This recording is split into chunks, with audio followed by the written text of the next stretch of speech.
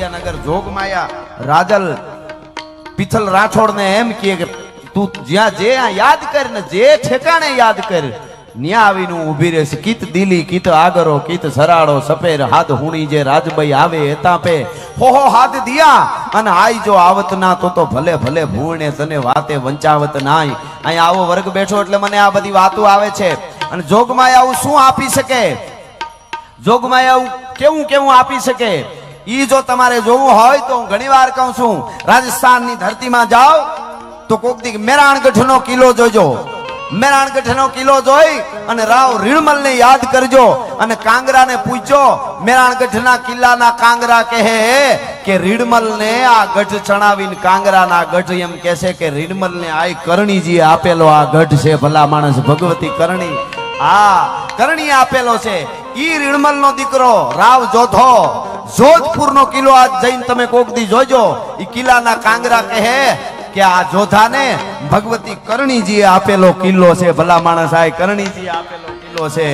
એનો દીકરો બીકો બીકાનેર નો કિલ્લો આજ જઈને જોજો તો એના કાંગરા તમને કહે કે ચારણાયું શું આપે? એટલે બીકાનેર નો આખો કિલ્લો આ કરણીજી આપ્યો છે. આવડ ત્રુઠી ભાટિયા ગીગાઈ ત્રુઠી ઘોડા શ્રી વરવડ સિસોદિયા અને કરણી રાઠોડા એવી ભગવતીઓ છે, એવી જગદંબાઓ, એવી જોગમાયાઓ બેઠી છે. મને તમને ભરોહો અને વિશ્વાસ હોય એટલે લોબડીયાળીઓ કોઈથી લાજ જવા દે. તમે કોક દી ગીરમાં આવો, દેવળિયા પાર્ક જાતા હો, સાસણથી દેવળિયા પાર્ક જાઓ. મને અહીં ફરમાઈશ પીછડાઈની આવી એટલે દેવળિયા પાર્ક જાઓ તો વચ્ચે કોકને પૂછજો હાંડબેડા ક્યાં આવ્યું.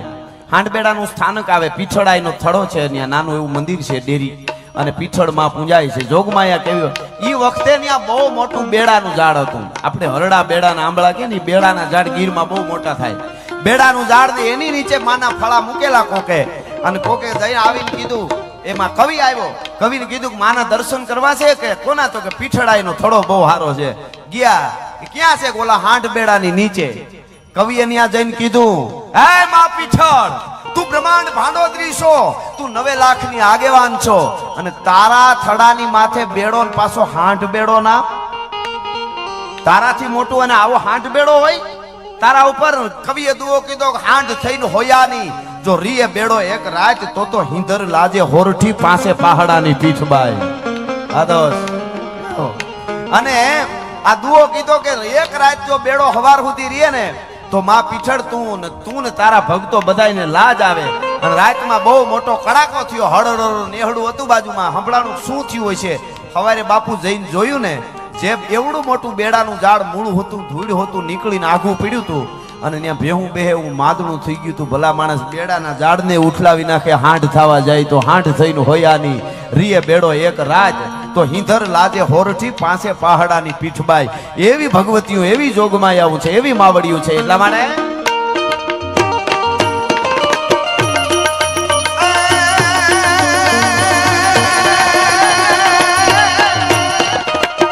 આવડ તારી આણા ને ઓલા લાજાણા કોઈ દી લોપે નહીં પણ ભરે નહીં. આ તો લાજાળાની વાતો છે. લાજ કોણ ન લોપે? લાજાળા હોય. હજી કહું છું બધાને, સમય છે, બેહતા રહેજો. હું નથી કહેતો કે અમને સાંભળજો, તમે તમારે બીજાને સાંભળજો, પણ સારું બોલતા હોય ને સારી વાતો એને સાંભળતા રહેજો. કથાઓ સાંભળજો, ભજનને સાંભળજો અને થોડું ઘણું વાંચતા રહેજો. સમજદારીનું સ્તર આ યુગમાં હું આ સ્ટેજ ઉપરથી કહું એટલું નીચું વયું ગયું. સમજદારીનું સ્તર એ સ્તર હાવ વયું જાય તો માણહાય નહીં રહે. બાકી પછી પશુ પક્ષી બધા આનંદમાં ઈ તો મોજ તો ઈ કરે છે, બધા ઉડે ને ગગનમાં વિહરે. પણ સમજદારી જે છે એ જ હાસી છે. સમજદાર હોય એની પાસે જ વાતો કરવી જોઈએ. એટલે જેને લાજાળા હોય એ લોપે નહીં, જેનામાં લાજ હોય ને એ લીટો નો વટી શકે ગમે એમ થાય તોય. એટલે કવિ કહે છે, આવડ તારી આણંદ કોઈ દી લાજાળા લોપે નહીં, ભરે નહીં ડગલું ભાર. એ વનો કર્મી કશ્યપ રાવું.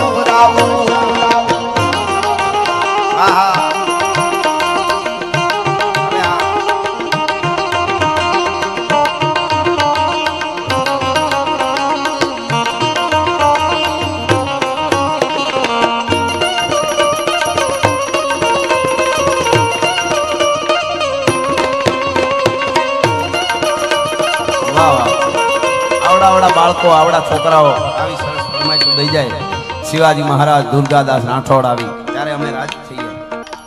રામ અને રાવણ લંકાના યુદ્ધના મેદાનમાં જ્યારે હામ આવ્યા એનું ચારણી સાહિત્યમાં મારે થોડું વર્ણન કરવું હોય. ભગવાન રાઘવેન્દ્ર સરકાર દશરથનો દીકરો અવધ નરેશનો યુવરાજ ભારતનો આર્યપુત એને જ્યારે લંકાના મેદાનમાં ડંકા દીધા એનો યુદ્ધનું વર્ણન ચારણી સાહિત્યમાં થોડું કરવું હોય તો ગાઢા હુકળ હઠીલા જોત ભેરંડી નિશાન ગાજે ડાક ચંડી દૂધુવે પ્રકૃતિ ઘટા દીચ મને પ્રકૃતિ ઝડપ છે જતી ઉપાડે ભગોળ ભેડા મેળા પૃથ્વી નાથ ઘોડા ઉપાડે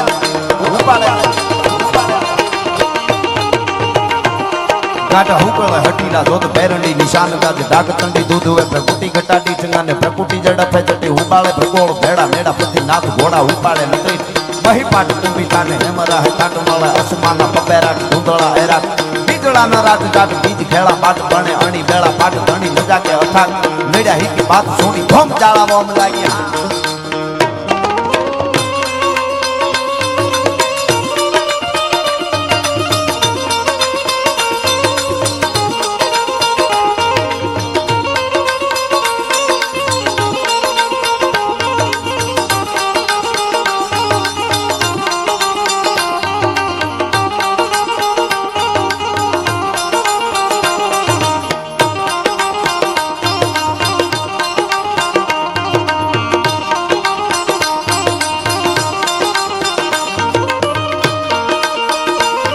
ગાઢા હુકળે હઠીલા જોત ભેરંડી નિશાન ગાજે ડાક ચંડી દૂધુવે પ્રકૃતિ ઘટા દીચ મને પ્રકૃતિ ઝડપ છે જતી ઉપાડે ભગોળ ભેડા મેળા પૃથ્વી નાથ ઘોડા ઉપાડે નથી મહી પાટ તુંબીતાને હેમરા હે કાટ મળે અસમાના પપેરા ધૂંધળા એરા અને બીજળાના રાત જાત બીજ ખેડા પાટ બણે અણી બેળા પાટ ધણી મજા કે અથાક અને મેળા હીકી બાત સોની ધોમ જાળાવવા મ લાગી મેળા હીકી બાત સોની ધોમ જાળાવવા.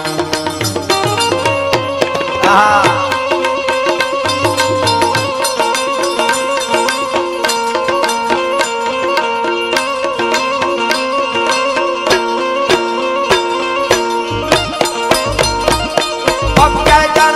ભયંકર ભૂતળનાથ અટંકર કે નક્કે ભાણકે કાળિયા પર બાટાઈ બંકર ગાજત કંકર બા કે ડમરુઈ ડંકર શંકર શંકર શંકર શંકર શંકર શંકર શંકર શંકર શંકર તે કૈલાસ ધરે પર મે હર મોત હરી પસપાલન ગામ પ્રજાનન ધાજ કરે.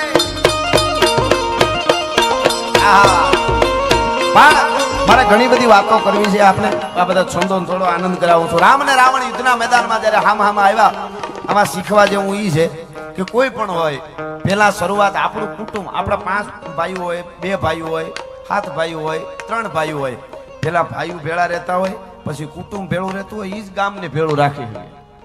હા એમાં વિખર શું કરવું હોય આપણે તાલુકાને એક કરવા નીકળી તો ન થાય. હા બરોબર. એટલે મને એક વાત ગમે છે. રામનું રાવણનું યુદ્ધ થયું અને લંકાના મેદાનમાં આપ જાણો છો પણ યુદ્ધ થયું ને રાવણને જ્યારે રામે માર્યો 1 બાણ 2 બાણ 3 બાણ 5 બાણ 20 બાણ 25 બાણ 30 બાણ 31મું બાણ જ્યારે નાભીમાં માર્યું ભગવાન રાઘવેન્દ્ર સરકારે ભુજદંડ યખંડ પ્રચંડ ધનુધર કોપ રઘુવર લંક કરે અને કાડા ભૂફામ કરતો જેમ જાફરાબાદનો કરો પડે એમ પડ્યો રાવણ. એ પડતાની હારે રાડ ફાટી ગઈ. અત્યાર સુધી રામ નહોતો કેતો રામ ને રાવણ એ વનવાસી એમ જ કેતો હતો એ વનવાસી પણ પડ્યો તો કીધું કે હે ભગવાન રામ. આ વાત જીવનમાં ઉતારવા જેવી છે. રાવણ શું કીધું? એ ભગવાન રામ હું રાવણ છું. 9 ગ્રહ મારા ઢોલીએ બાંધ્યા છે. હું ઈ રાવણ છું મેં કૈલાસ પર્વતને ઉપાડ્યો છે. હું ઈ રાવણ છું કે જેને બ્રહ્માને પૂછવું પડે કોઈના લેખ લખવા હોય તો પવન 49 પ્રકારના પવન છે એને પૂછવું પડે હું શીતળ વાવ મંદ વાવ કે સુગંધિત વાવ તમારા રાજમાં. ઈ રાવણ શું રામ રામ તાકાત નથી બ્રહ્માંડમાં મને કોઈ જીતી શકે. આજ હું હાર્યો ને તું જીતી ગયો એનું કારણ તો કે રામ. તઈ રામે કીધું રાવણ જીતવા માટે પોતાના ભાઈઓ ભેળા જોઈ. દુનિયામાં ગમે એટલી શક્તિ કામ ન કરે બીજું કાંઈ કામ ન કરે ભાઈઓ ભેળા હોય તો જીતી શકાય. આપણા શાસ્ત્રો આપણી વાર્તાઓ આપણી કથાઓ આપણું સાહિત્ય જીવન કેમ જીવાય એની જ બધી વાતો કરે છે. જય હો ભાઈ ખમા ખમા આ જાદવ એની જ વાતો કરે છે કે જેને જીવવું હોય એને લાગુ પડે. નાથ મોરડા કાઢી નાખે એને કાંઈ લેવા દેવા નથી. પીપ કરતું નીકળી જાય ગમે ત્યાં જમણવારમાં ઘરી જાય દુઃખ છે આબરૂદારને જેને હારાથી હંગોળ બાકી ફકડંડ ફરે વિફોડ ખંભે ખસેડીને ખીમરા એની વાતું નથી. વાતું તો હારા માણસની થાય જગતના ચોકમાં. જીવતરના ઘડતર જેને ઘડ્યાના છે ને, હું અત્યારે અહીંયા વાતું કરું છું. કાલ બપોરે હું 1 કિલો હોનું, અત્યારે 1 કિલો હોનું બોલી તોય પરસો વળી જાય એમ છે ભાવમાં, પણ હું કાલે 1 કિલો દાખલો આપું. 1 કિલો સોનાને ગડબો આવડો લઈ, ગડબો સોનાનો 1 કિલો, એમાં વચ્ચે કાણું પડવી લઉં અને પછી એમાં હુતળી નાખીને અહીંયા બાંધીને બપોરે અહીં નીકળું કાલે. તો બધા એમ કે બજારા બોલતા હતા કે હાંજે તો કાંઈ વાંધો નતો, હવારમાં સટકી ગયો મગજ. અરે 1 કિલો હોનું છે તોય? તો કે હા. શું કામે? એનો ઘાટ નથી ગળ્યો, ગડબો બાંધ્યો છે. ઈ સોનામાંથી ખાલી 5-10 તોલાનું કઈ ઘરેણું પહેરીને જાય તો કે લે સરસ, ક્યાં બને એવું? ઘાટ ઘડાણા એની જ કિંમત છે. ગડબાવ તો કેટલાય રખડે છે, ગડબાવની જગતના ચોકમાં કાંઈ કિંમત નથી. જેના જીવતરના ઘાટ ઘડાણા છે એની વાતું જગતના ચોકમાં રહે છે ને. એટલે ભગત બાપુના અદ્ભુત દુહાઓ છે. મારે આપણે એક સમજદાર વર્ગ છે એટલે થોડા દુહાઓ અહીંયા કહેવા છે. એટલા માટે ભગત બાપુ, કવિ કાક બાપુ કહે છે, સાંભળજો, દુહાના શબ્દો અદ્ભુત છે. કે તમને કોઈ એવું ઓશિંતાનું પાણી દેખાડવા માંડે, કોઈ પાણી એટલે દાતારી હોય, બીજું ત્રીજું ભાઈ બંધાઈમાં પાણી દેખાડવા માંડે ઓશિંતાનું બહુ, તો પરબારો વિશ્વાસ ન કરી દેવો. એનો ભગત બાપુ દુઓ કે છે, સાંભળજો. મંડાણ નો મંડાય જાજા પાણી જોઈને, ત્યાં આવે નહીં તળની આવ, ત્યાં તારો કોહ નહીં હાલે કાગડા. હા હા હા, પરબારો બહુ કોળાઈ જાય અમુક. હું તારા માટે જાન દઈ દઉં, માથું દઈ દઉં, આમ દઈ દઉં. ઈ ભગત બાપુ કે એનાથી નો રીઝ જાવ. કારણ કે હરિયા કુપળ હોય અને દેખીતા ટાઢક દીએ, પણ કોળે આંબો કોઈ, એમાં કેરી ના આવે કાગડાઓ. બહુ કોળાઈ જાય એમાં કેરી આવે એવું ન હોય. કહેવાનો અર્થ મારો ઈ છે કે આ